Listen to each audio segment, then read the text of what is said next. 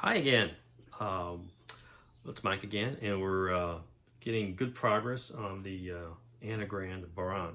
So last time we got all the painting done, and we're getting ready to do some decals.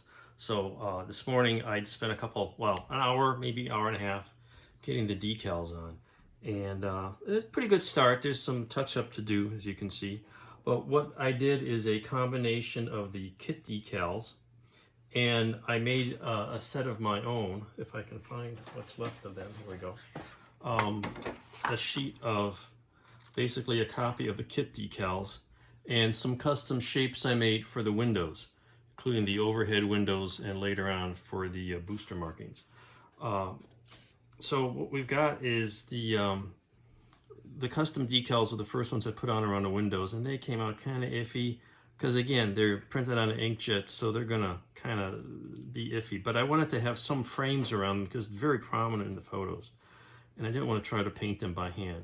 I made two versions, one with a solid sheet, a solid form, and then one where I cut each window out individually. You can see here in the print.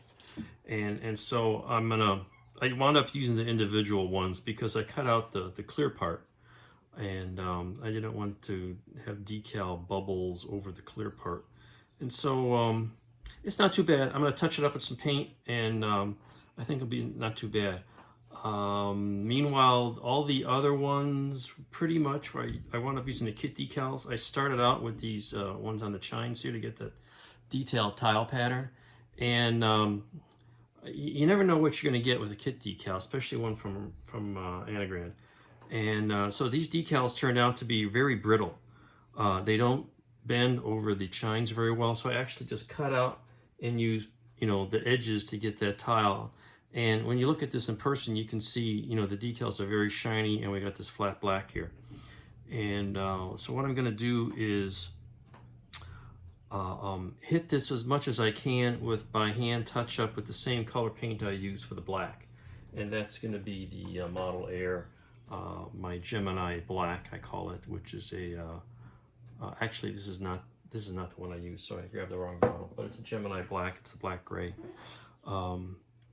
And I'll touch that up as much as I can to get the tone, the shame, maybe even hit it with a little bit of a future to kind of blend that seam in, because you can kind of see there's a ridge there with the decal versus the paint.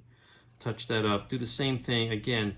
The decal gives you the entire side shine, but I just use the edges because of the fact that the decals didn't take the curving very well.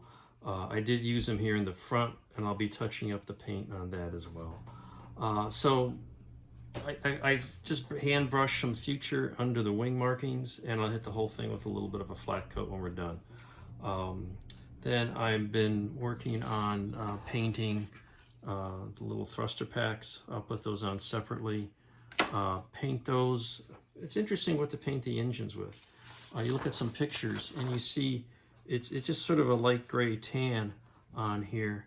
And here even they've got like white covers on the nose. Oh, there we go, the white covers on the nose. But I went ahead and painted these kind of an aluminum shade in the front. And I think what I'm going to do is just hit it with some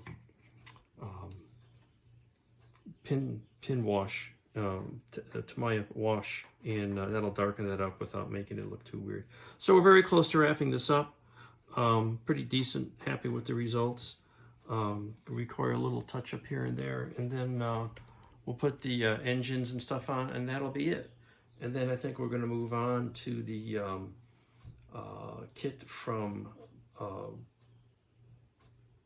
excuse me, I'm sorry, having a brain hang up here.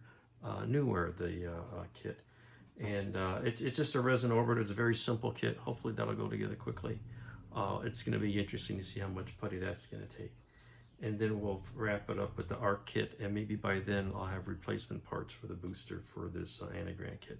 So that's where we are, having fun with this in these interesting times, and we'll see you in a few days. Thanks very much.